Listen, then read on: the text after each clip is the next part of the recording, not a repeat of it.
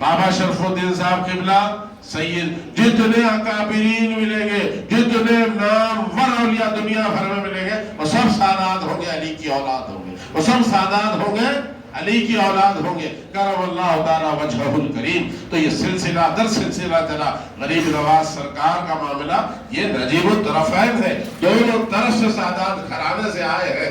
آپ اس شان سے آئے ہیں، اس شان کے ساتھ آپ وہاں سے نکلے تو آپ نے کیا کیا؟ جو کچھ آپ کے پاس ایک بڑا باغ تھا، بڑی پنچکی تھی، اس کو اللہ کے حضور اس کو فروخت کر دیا، اور وہ سارا مالیہ جو پیسہ آیا تھا، جو زندگی کا سرمایہ تھا، اب اس کے بعد کچھ ہاتھ لگنے والا نہیں تھا، لیکن آپ نے وہ پیسے کو اتقیاء میں خرچ کر دیا۔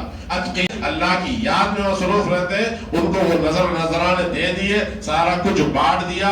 کچھ وَمَن يَتَوَکَّلْ عَلَى اللَّهِ فَهُوَ حَسْبُهُ، جس نے اللہ پر توکل کیا اللہ اس کے لیے کافی ہو گیا، اللہ اس کے لیے کافی ہو گیا۔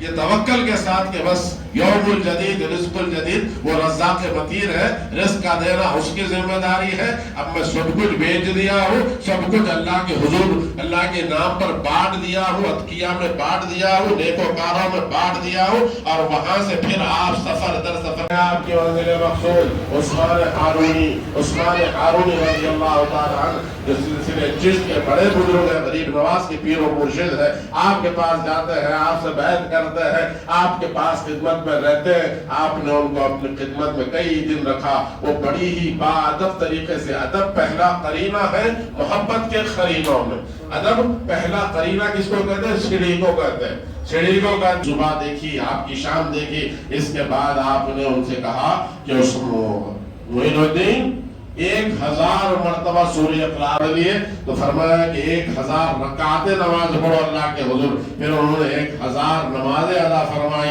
تو پھر اس کے بعد میں ایک دن کہا کہ غریب معین الدین آسمان کی طرف دیکھو، آسمان کی طرف دیکھو، آسمان کی طرف دیکھنے لگے تو الحمدللہ اسے جو آنکھ سے دیکھتے ہیں اسے کیا کہتے ہیں؟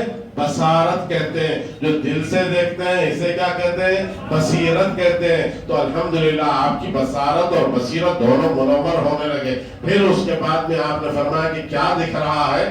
آپ نے جواب دیا، پھر کہا کیا دکھ رہا ہے؟ جواب دیا۔ پھر اس کے بعد میں شیخ نے اپنے پیر کی ہاتھ کا اثر، نسبت کا اثر کیا ہوتا ہے، آپ نے اپنے 2 انگلیاں غریب نواز کے سامنے کر دی، بولے دیکھنا ہو تو ان 2 انگلیوں کے درمیان سے دیکھو۔ تو آپ نے کہا کہ الحمدللہ میں آسمان اول دیکھ رہا ہوں، دوم دیکھ رہا ہوں، یہاں تک کہ 7ویں آسمان تک دیکھ رہا ہوں، عرش معلیٰ کو دیکھ رہا ہوں۔ اللہ اکبر، عرش والے کا دیدار ہو گیا، عرش والے کا دیدار ہو گیا۔ بولے اور کیا دکھ رہا ہے؟ بولے جنت دیکھا، دوزخ دیکھا، 18,000 مخلوقات دیکھا، 18,000 عالموں کو دیکھ رہا ہوں۔ تو آپ نے فرمایا کہ الحمدللہ الحمدللہ، اب چلو آقا سید عالم کے شہر کا سفر کرتے ہیں، مدینہ جاتے ہیں، بیت اللہ کا طواف کرتے ہیں، عمرہ کرتے ہیں، اور مدینے میں میرے آقا کے دربار میں حاضری کرتے ہیں۔ غریب نواز کو لے کر آپ کے پیر و مرشد قبلہ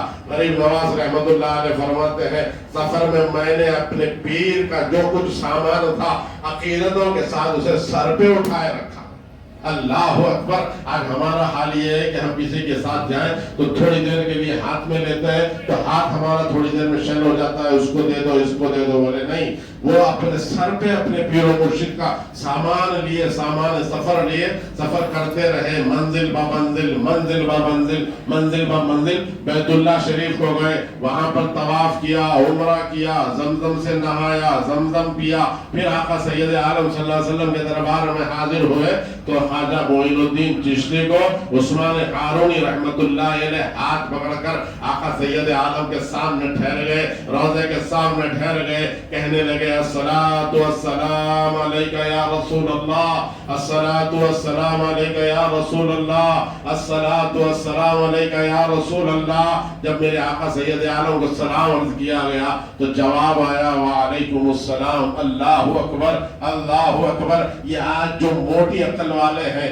سست عقیدہ والے ہیں، ان کو یہ باتیں سمجھ میں نہیں آئے گی، لیکن میں اللہ کے گھر میں بیٹھ کر کہتا ہوں، منبر رسول سے کہتا ہوں کہ ضرور بضرور اگر کہنے والا سلام کرتا ہے تو میرے آقا کے پاس سے ضرور جواب عنایت ہوتا ہے، اب تو زندہ ہے واللہ، تو زندہ ہے واللہ، میری چشم عالم سے چھپ جانے والے وہ آقا سید عالم ہے، ان کے نام لیوا، ان کے غلاموں کے غلاموں کے غلام بھی اپنی مرقدوں میں زندہ ہے آتی ہے۔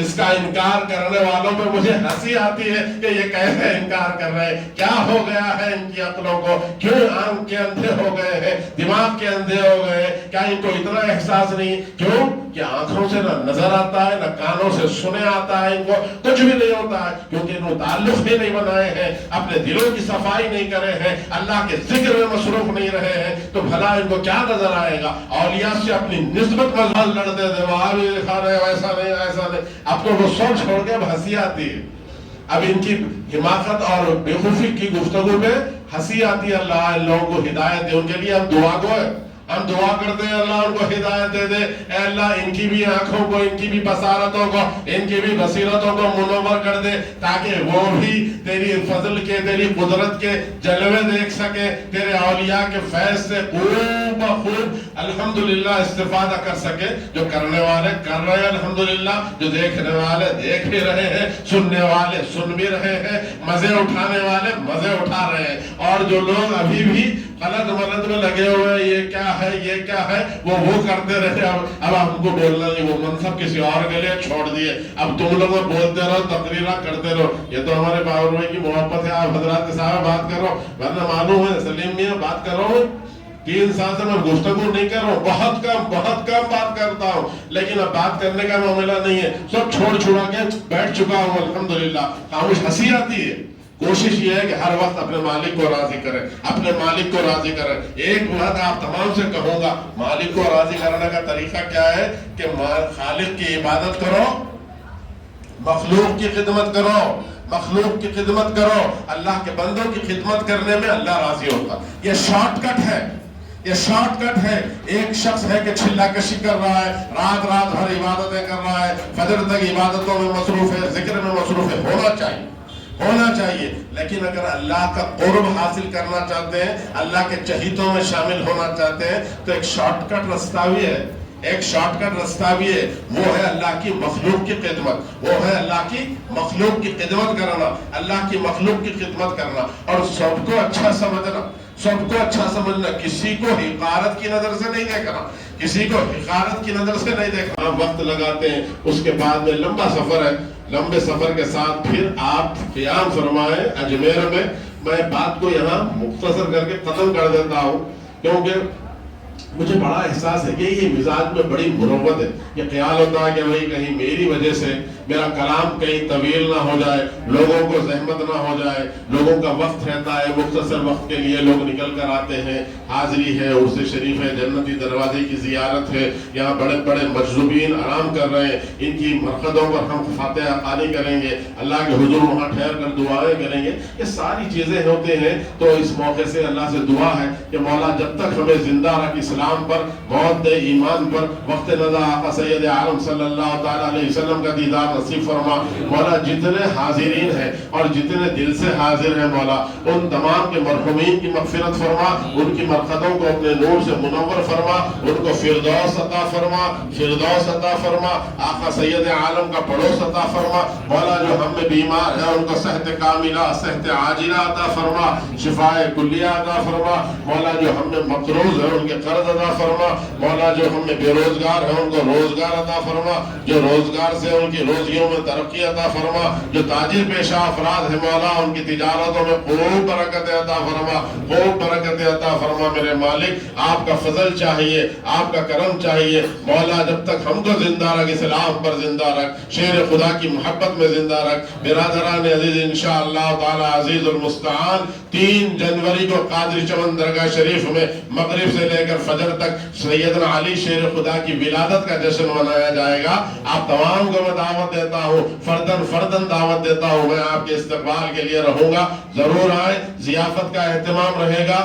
مغرب سے لے کر فجر تک الحمدللہ جشن علی منایا جائے گا. شیر خدا کی ولادت ہے 14 اسی دن الحمدللہ 14 رجب 13 رجب آ رہی ہے اور 3 جنوری ہے. آپ حضرات ضرور تشریف لائیں. وصلی اللہ تعالی علی خیر خلقہ سیدنا محمد وآلہ واصحابہ وازواجہ وذریاتہ واہل بیتہ سلم تسلیما کثیرا. الحمدللہ رب العالمین.